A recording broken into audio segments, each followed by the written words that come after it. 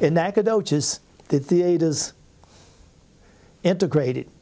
When they said integrated, it means the blacks sit in the balcony and the whites sit downstairs. But in Austin on the Drag, we were not even offered that opportunity at the Varsity and the Texas Theater. In the South, Jim Crow laws mandated the separation of the races and denied access to most public facilities for African Americans. These laws were enforced through the courts and with vigilante violence. Well, I knew I couldn't go anywhere.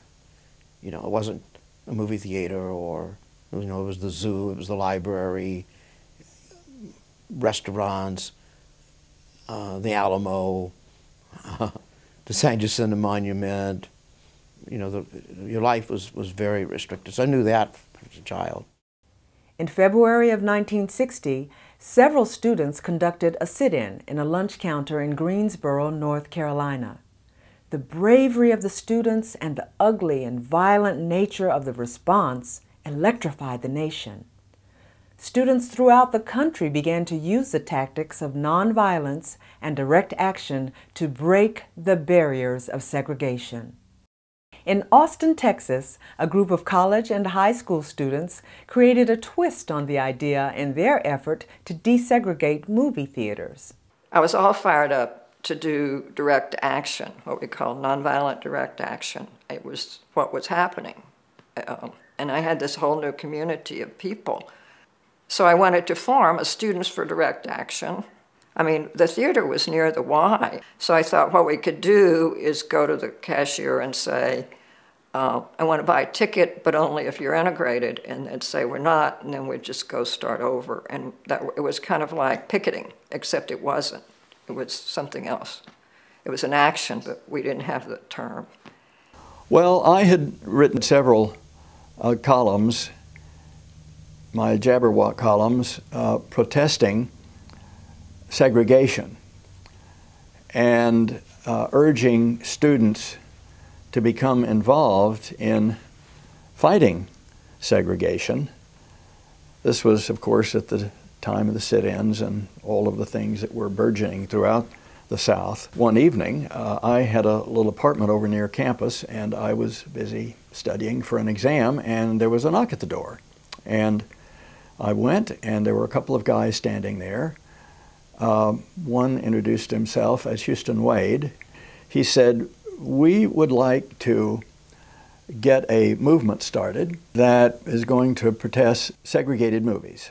And he said, "We would like to have somebody leading it who has kind of a high profile, and given the fact that you have been writing these Jabberwock columns and speaking out on desegregation, we thought you might be the person to lead the movement." And I thought about it a minute, and I said, "Well, I'm very honored, but I'm really very busy. I'm just trying to keep my head above water, studying for exams and things, and then writing the column and doing a few other things. I just really don't have time to do that, but I appreciate your asking." And he said, "Well, thank you." And so they left, and I sat down and started trying to get back to my studies and couldn't. And I called Houston up and said, "I've changed my mind." And he said, "Great."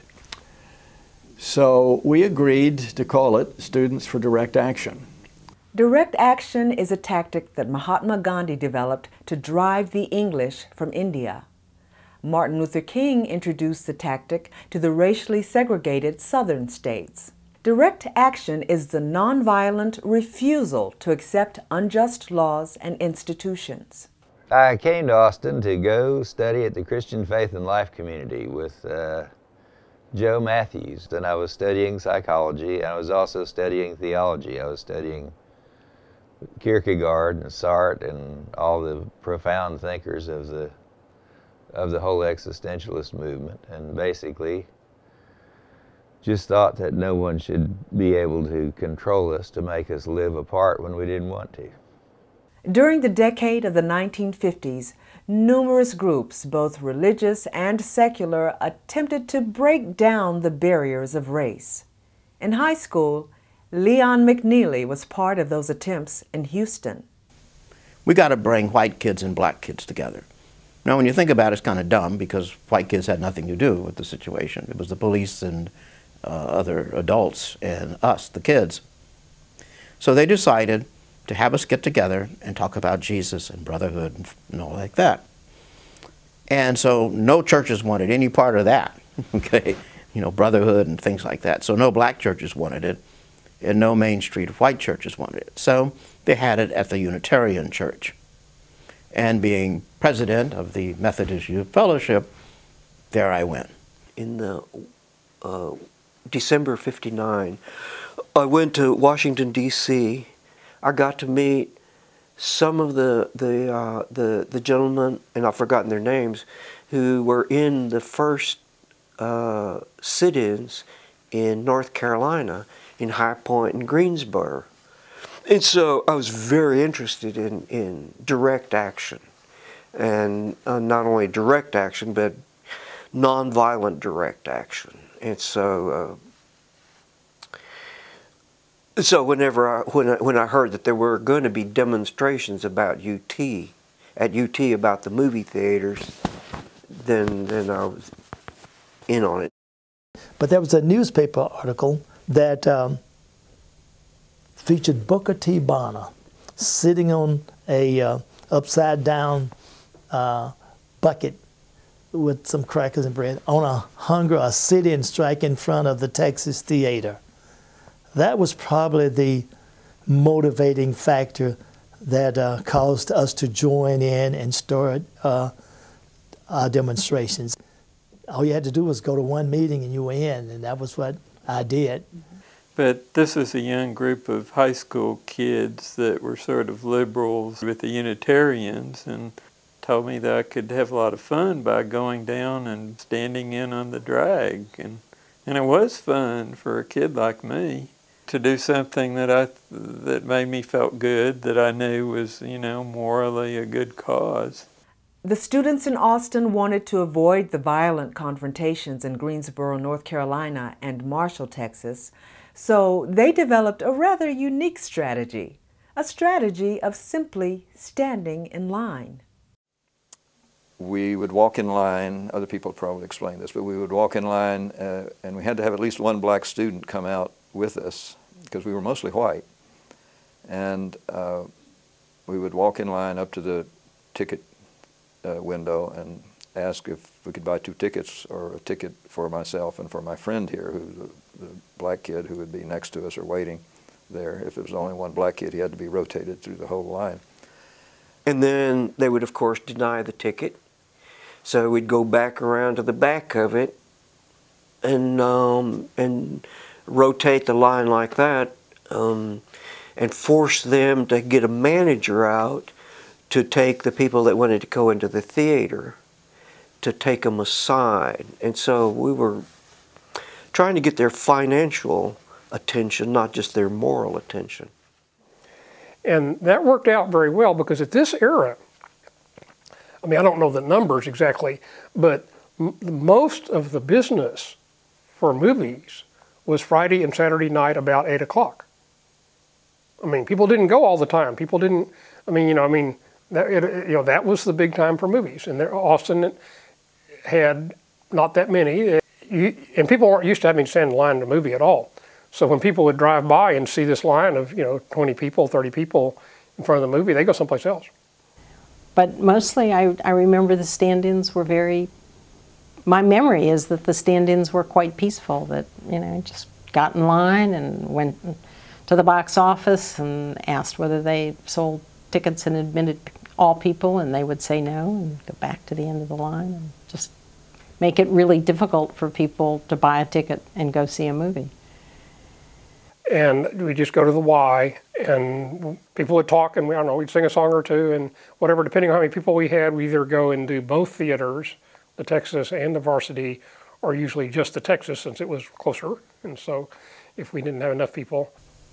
Well, some of the nights it was a little cold, and you almost always saw somebody who was in your class walk by, look at you funny, and You'd always worry about somebody driving by in a car throwing something out at you. We stopped worrying about the catcalls and the chants because that became standard language. The ticket seller was always verbally polite, but always had an expression of "leave me alone, get out of this, don't do this" kind of expression, at least as I remember it.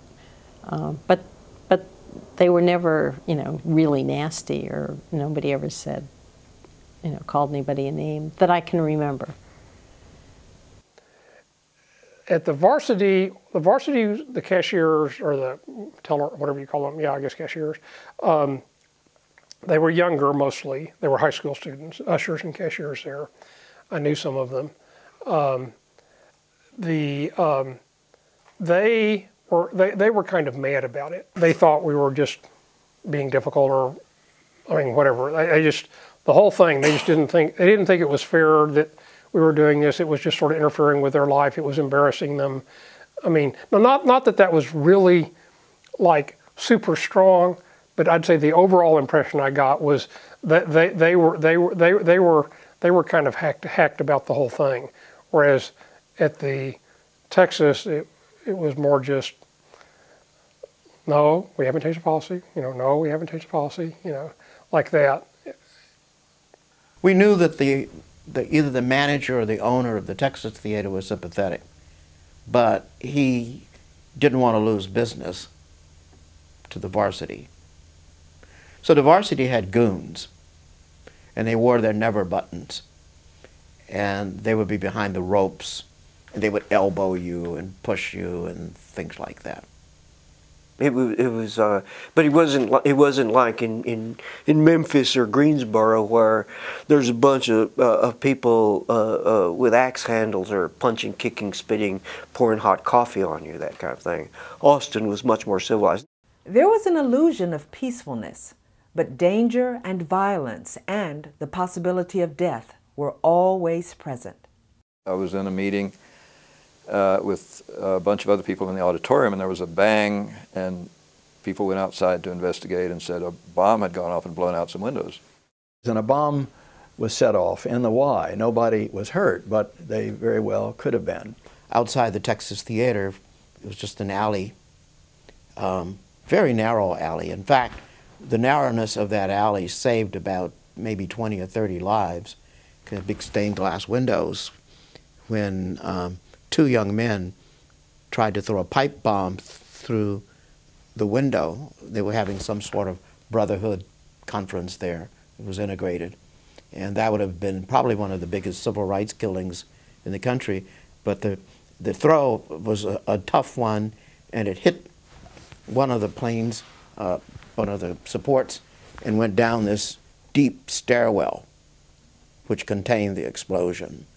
And we were talking about various things. It was just about the end of the meeting, and all of a sudden there was this big, loud boom, and the windows on this side, there was only like 2 or 3 windows, but they blew out. They crashed, broke, and fell on the floor. And so we got up and ran over and looked out the window. We went outside and looked around, and nobody was there, but there was some big black stuff that apparently a bomb had gone off in this well for a downstairs window, and then blown upward and hit those windows up there at the level we were at and broke them out. It threw glass around in the room, and there was lead embedded, pieces of lead embedded in some of the wood frame of the window. So it was the lead from the bomb that broke out the windows. After the stand-in victory, Leon McNeely did experience the brutality and violence that was always lurking on the edges of political activism. Another event in the sit-ins that was life-transforming, that affected me forever, was this very handsome young guy came up to me, very debonair, very well-dressed. You know, we're out there, you know, 1, 2, 3, 4, we broke down Woolworth door, 5, 6, 7, 8, we're hitting interstate. That was the movie theater, Paramount. We were picketing. You know, like a tree planted by the waters, we shall not be moved. So he pulled me aside, and he said, if you if I ever see you in a place that's integrated, I will kill you. He's very calm, not like the rednecks, you know, like, niggers go back to Africa. He wasn't one of those. So, one day, Hank's Grill integrated. I integrated it and had a big porterhouse steak, fries, and an RC Cola.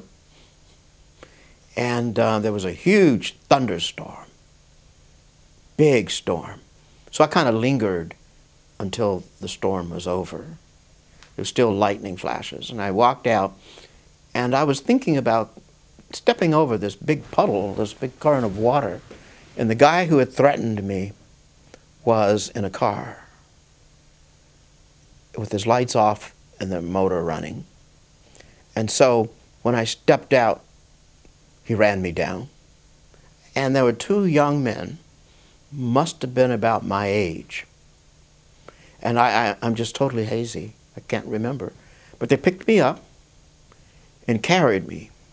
And I know we went to some hospital. I don't know how we got there. I want to say Brackenridge, but I'm not sure. And there were police officers came.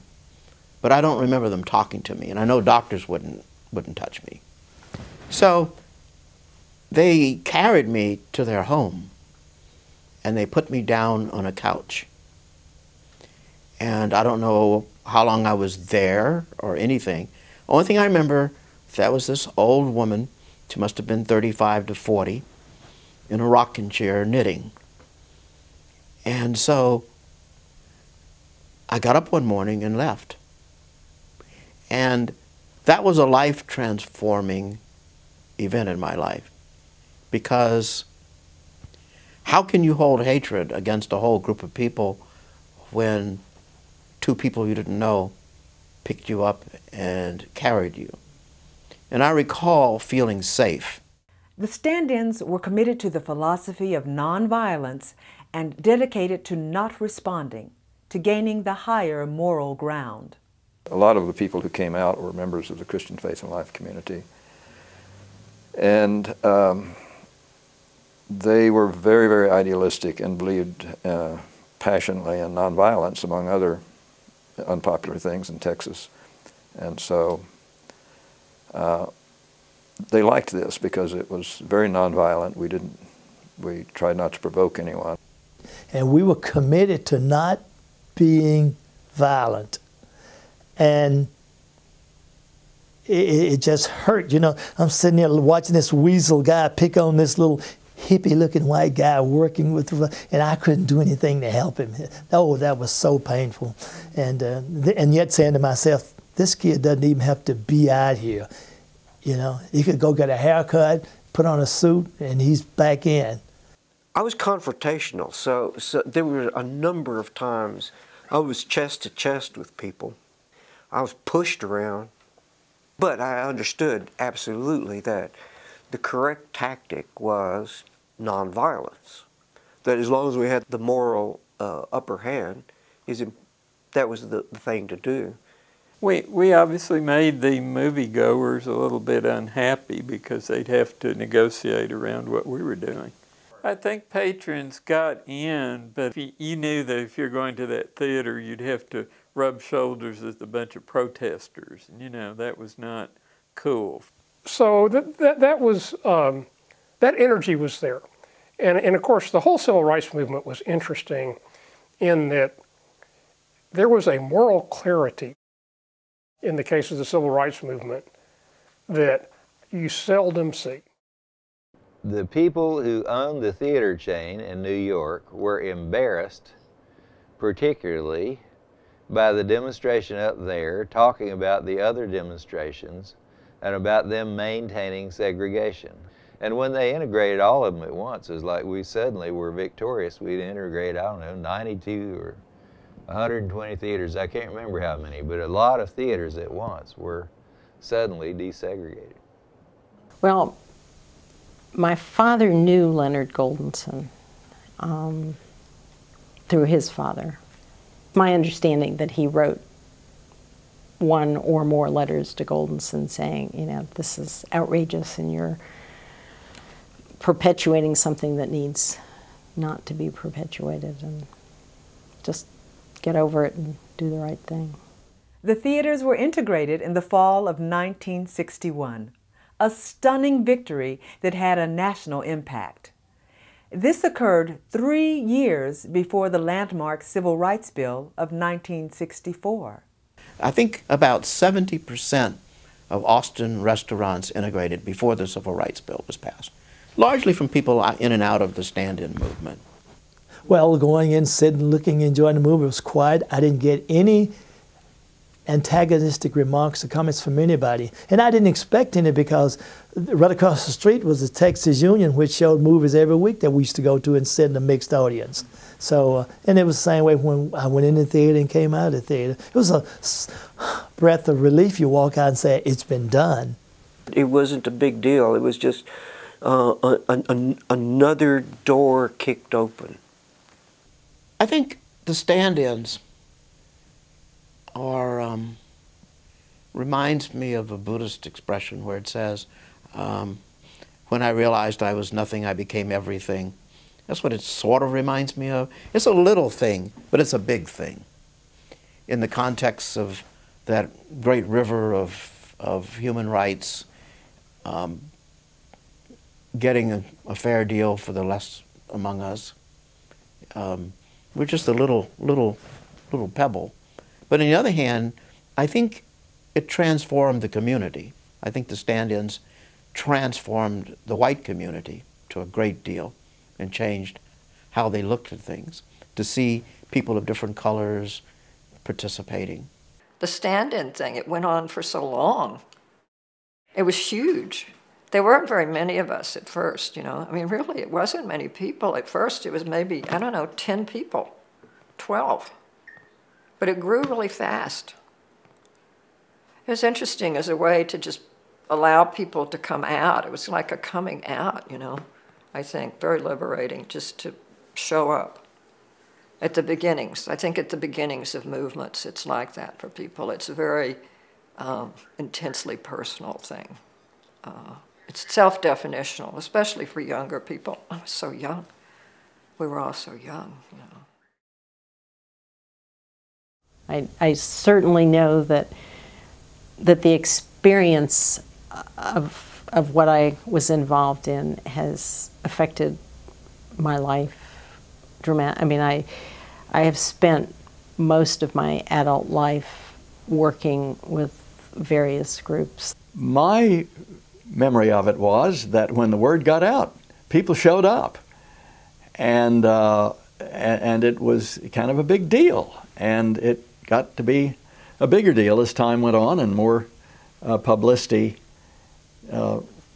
focused on it, and it spread to other cities, and it was just something to be there involved in it.